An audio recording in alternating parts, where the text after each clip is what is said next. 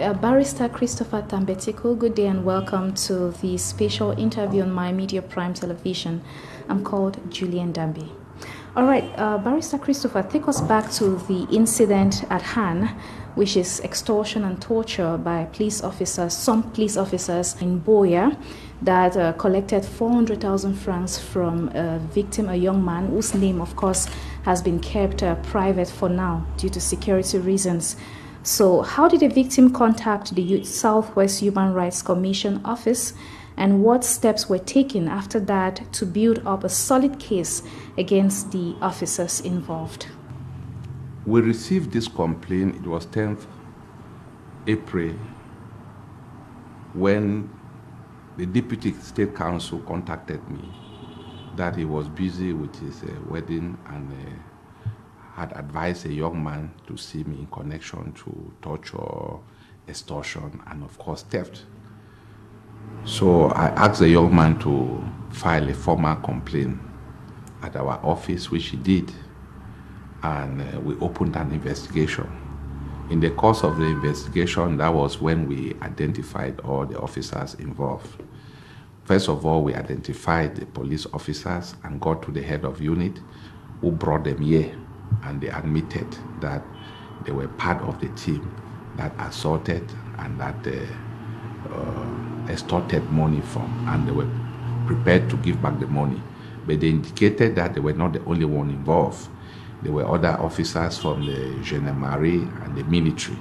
In fact, the gendarme and the military are the ones who conducted the search, in the illegal search in the victim's residence.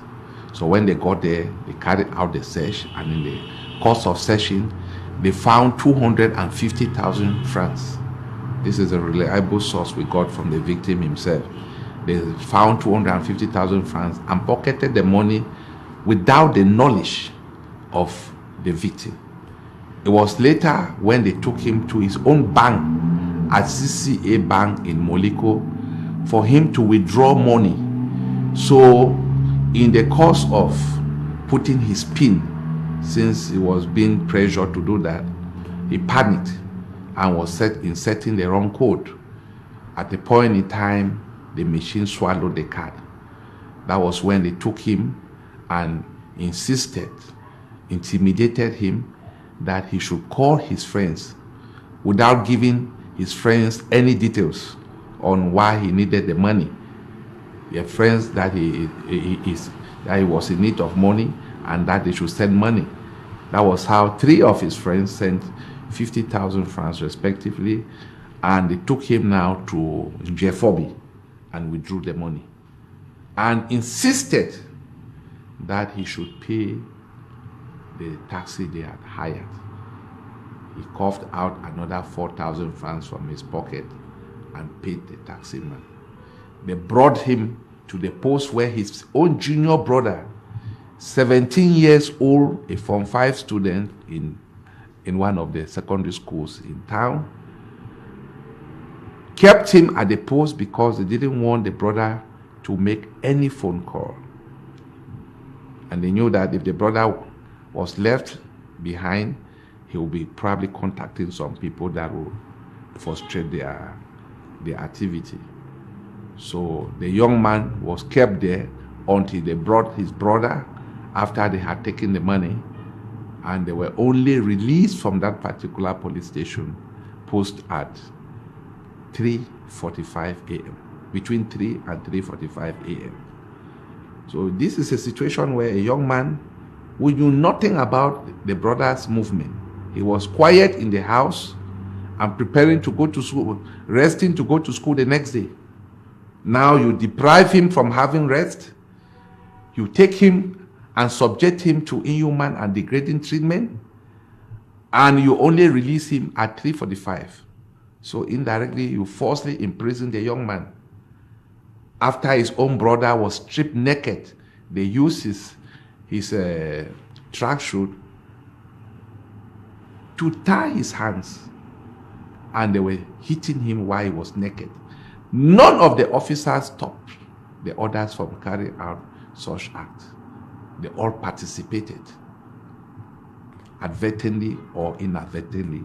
they participated in the torture. All right, so did the Southwest Human Rights Commission take the officers to court? Where is the case at hand? We have not filed a case at the court. We have no due, it is not the responsibility of the branch office of the Cameroon Human Rights Commission to file a case in court. The victim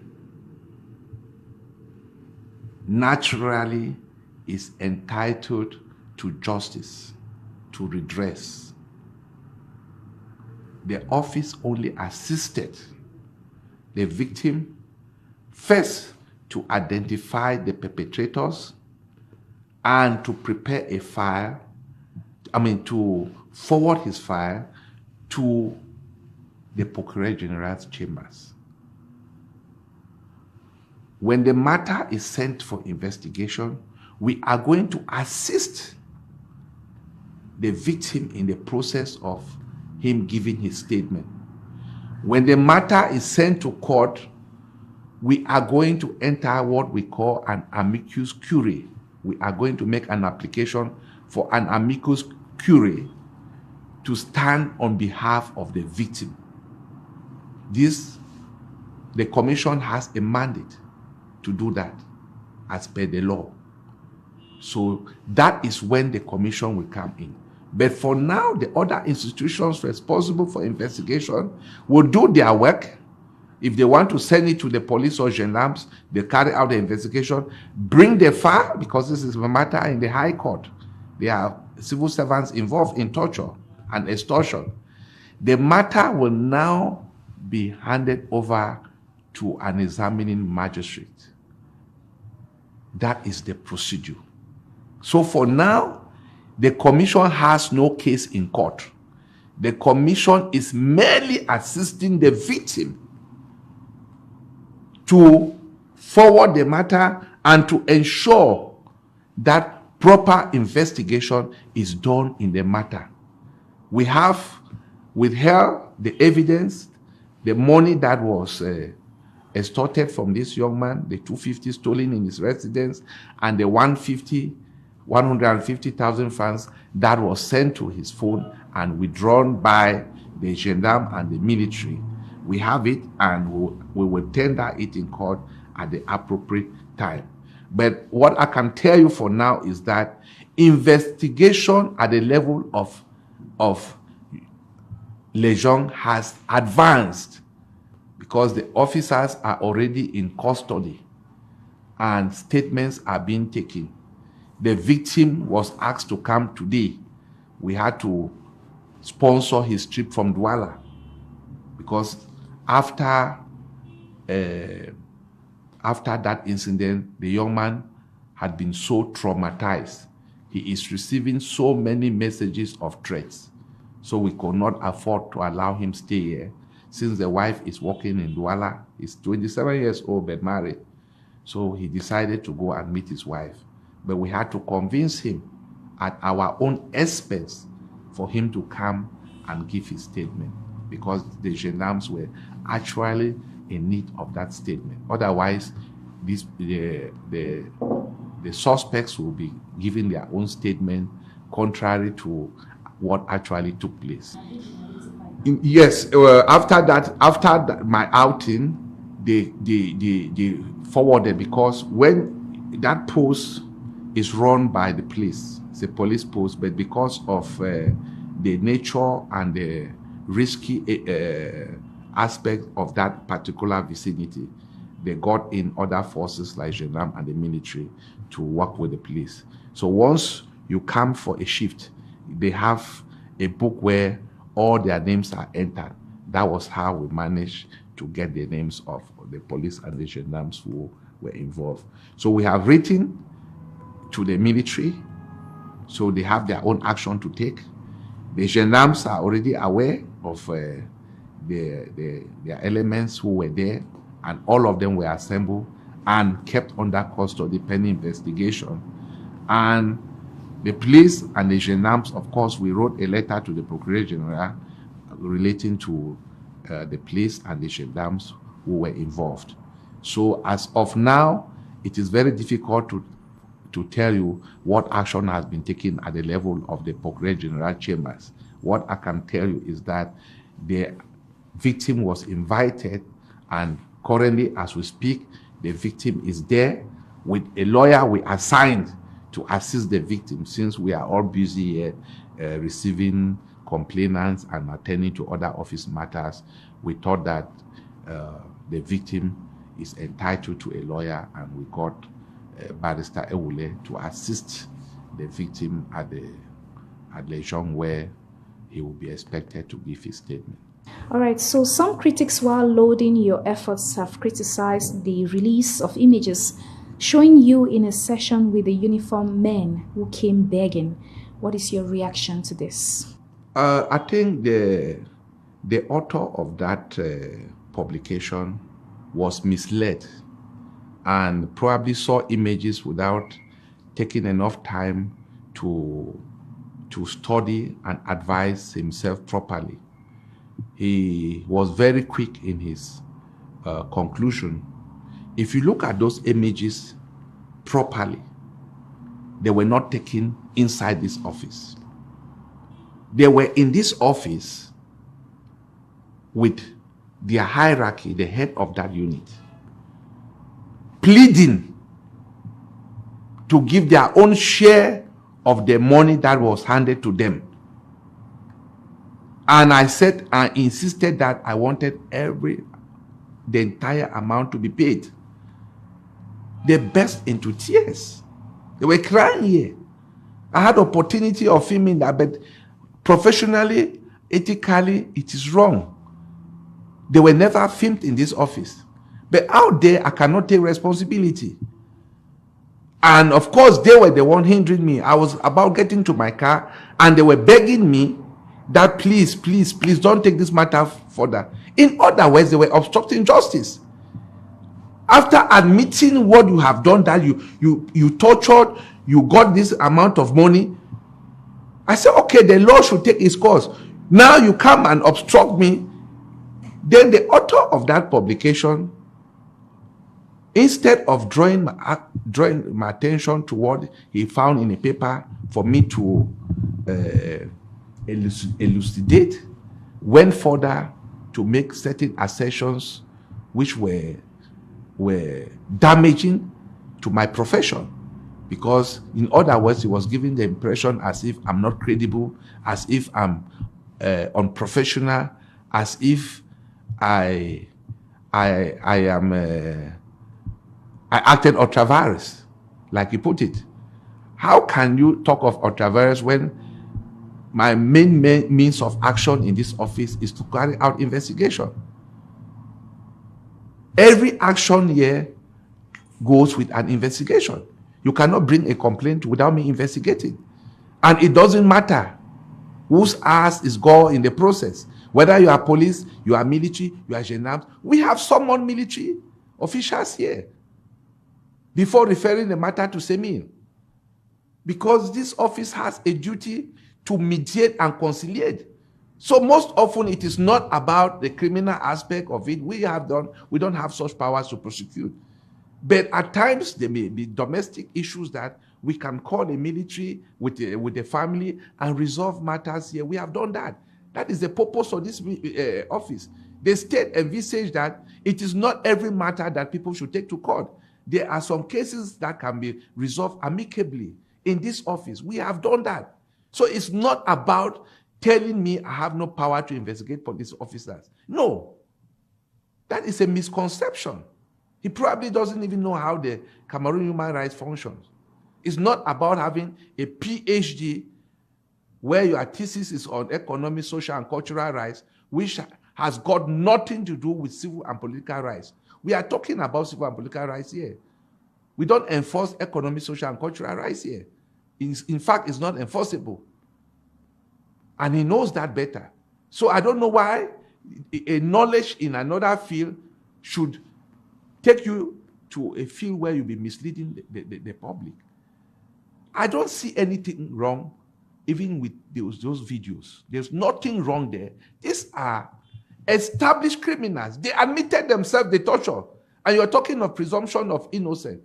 You talk of presumption of innocence if a suspect is taken to court.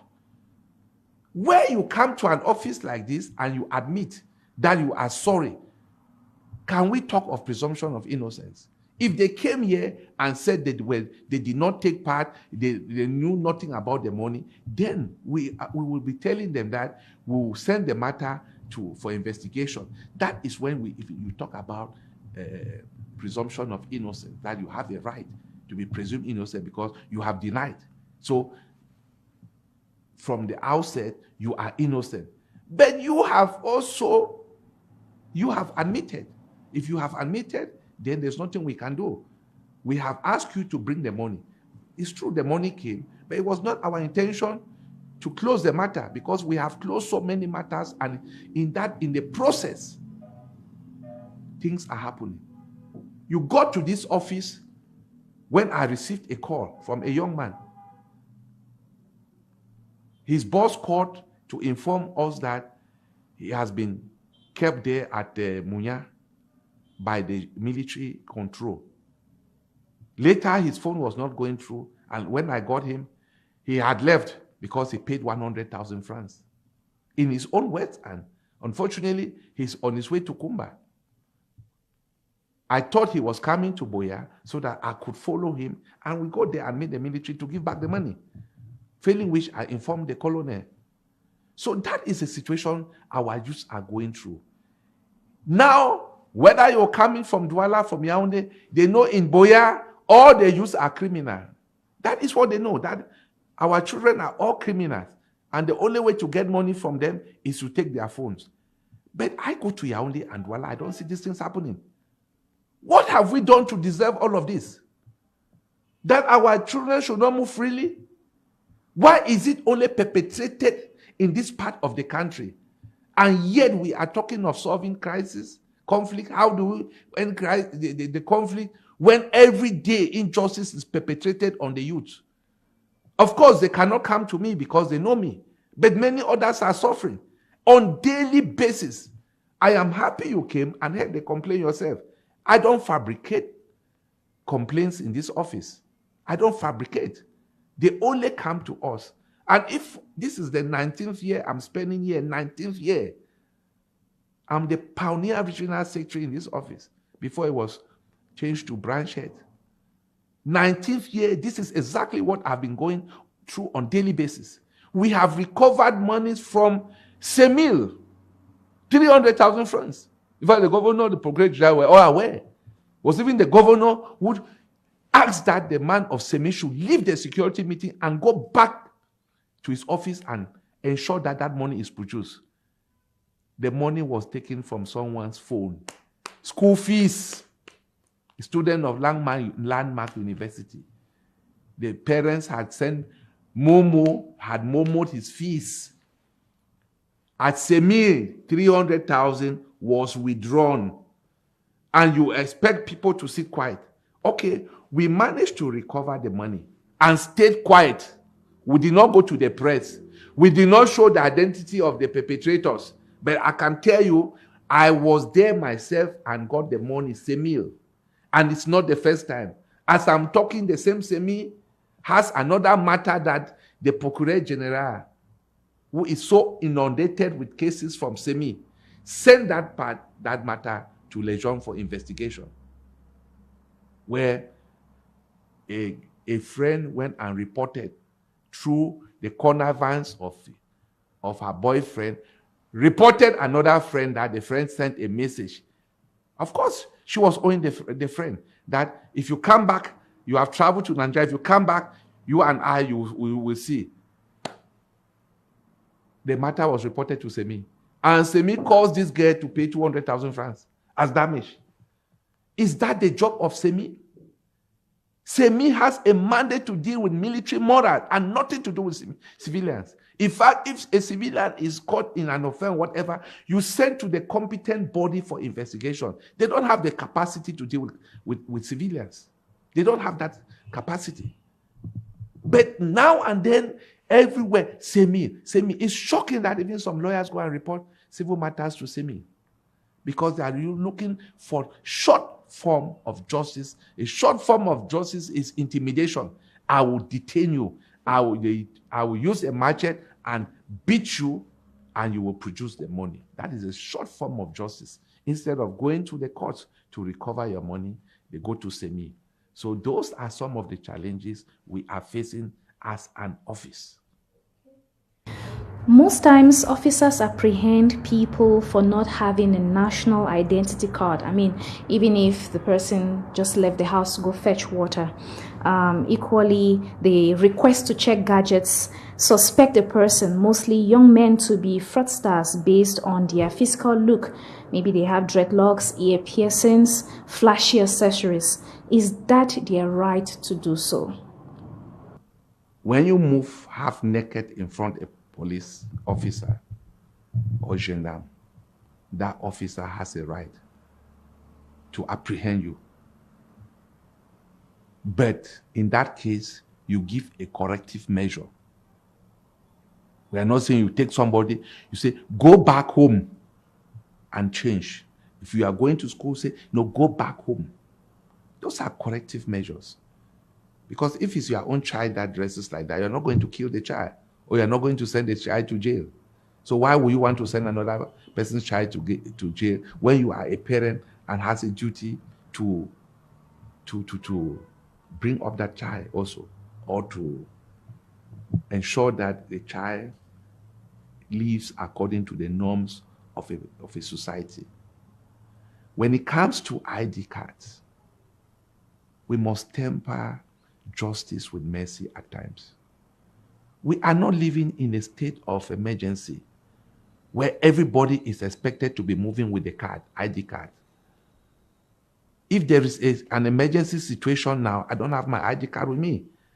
I have it in my car. And I decide to walk to the hospital. Will you stop me and ask for my ID card? Why do you stop the young people, especially students who come back from school and drop their bags and say, let them go and fetch water or get bread from the store? You take them, female students, in the evening, you pick from Dongo, carry and put in your vehicle and drive right up to my 18. We have credible information that at times some of these girls are raped. When they go out at night and pick these girls around in Jeffobi, you pick 20 girls, by the time you get to the police station, you realize that 5 girls are missing. Those are the ones that have accepted terms. The terms are that we sleep with you and you drop. While others who cannot afford or who first of all reject the whole idea are detained. I've been there a couple of times early in the morning to have some of these girls released. And one time, one of the officers told me that they are prostitutes. I said, do you have a law criminalizing that? Is that the job you are asked to go and do? These are girls from the salon, they close late, they go out to eat.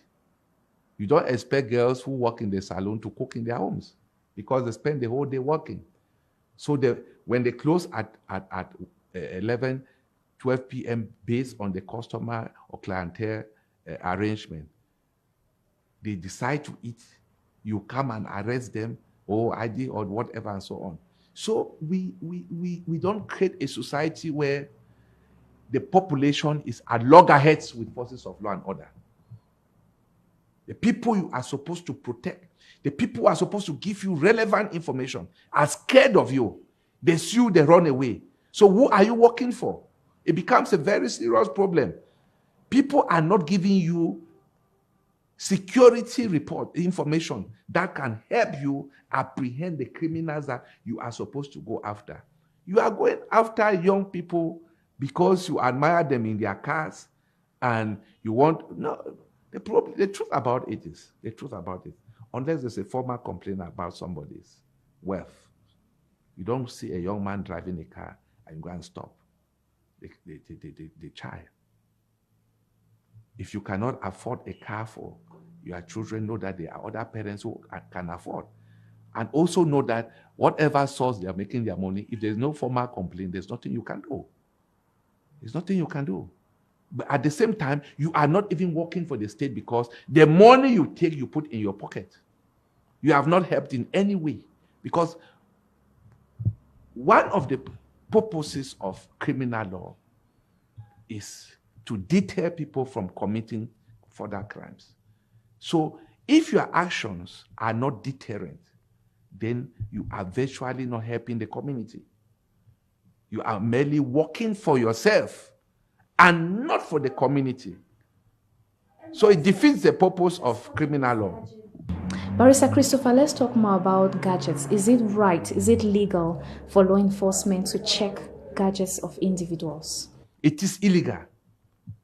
You have got no right to get into people's phones. People are entitled to their privacy. The human body and your property attached to that body is inviolate. Nobody can get to your phone without your consent.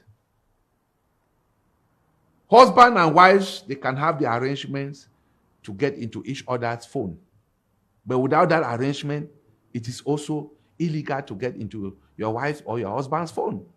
Then talk less of public officers. Unless that phone is subject to an investigation. And it should be through due process of law. It is not that you come out to maintain law and order, you start distracting yourself. Instead of doing the work, having an eye on what is happening far there, your head is down, only struggling to get into somebody's privacy. The right of privacy is a right which is protected by the civil International Covenant on Civil and Political Rights. The right to privacy. The phone is your private property. Like I said, unless it is subject to investigation, then you have to tender that as evidence when they want to go into it and so on. But without that, no one has a right to come to my phone. Because it's not me, tambe, tiku. It's not you. But everybody. Rights are not protected based on status. The rights are universal. The rights are inherent. So no one can come to you, no one is supposed to come to you because you are still in your 20s and start violating your rights, asking the things that you know you cannot ask from somebody because of that person's status. No, that is discrimination. And rights are protected without any discrimination. So how can people reach your office when faced with this situation, especially when they do not have the possibility of reaching you in the course of an exchange with law enforcement? Well, most often they give the money because they have been subjected to duress. It is not out of their will. And because nobody will want to stay in a place forever, they are slapping you, kicking you, and those are the tactics they use to extort money. Kicking, slapping, which is torture. It fulfills the definitional threshold of torture, and they are not even aware. Nobody is looking for publicity. I don't need any publicity. In fact, after 18 years, even if I was docile, everybody will know me as a docile somebody. So I would not need any publicity. Everyone will say, no, there is somebody there who is docile. After 19 years in an office. So I don't need any publicity. I'm just telling you what the people think because they rely on me.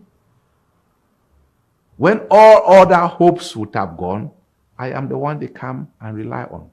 And if I cannot provide them hope, it's not in every case that I provide redress. And I am also seizing this opportunity to say that we are not here to protect criminals.